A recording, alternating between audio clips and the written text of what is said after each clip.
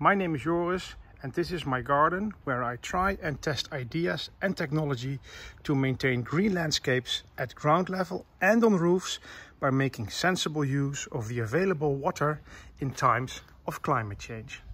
It's summer 2022 and in the Netherlands we are now in the middle of an incredible heat wave and dry spell.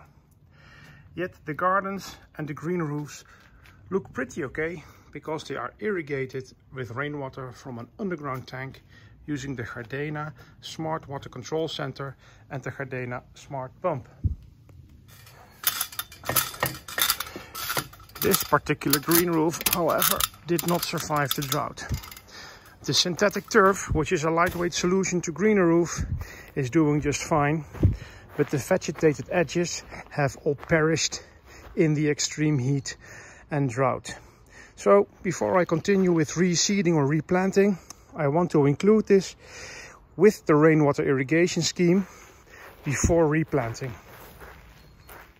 And in order to prevent over irrigation, I want to use the Gardena Smart sensor to hold any irrigation cycle if there is enough soil moisture available for the plants. Well, this is where I run into an issue with these lightweight green roofs.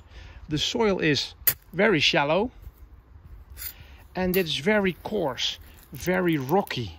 So placing this soil moisture sensor like you would normally do is virtually impossible.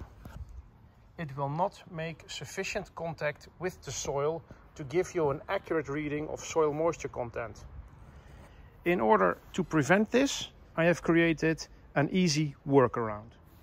By taking out a small section of the standard lightweight green roof soil and placing a containment ring in that specific location, which will I then fill with a standard sand, I can place the soil moisture sensor at the appropriate depth, at the appropriate location, to give me a good reading of soil moisture conditions on the green roof.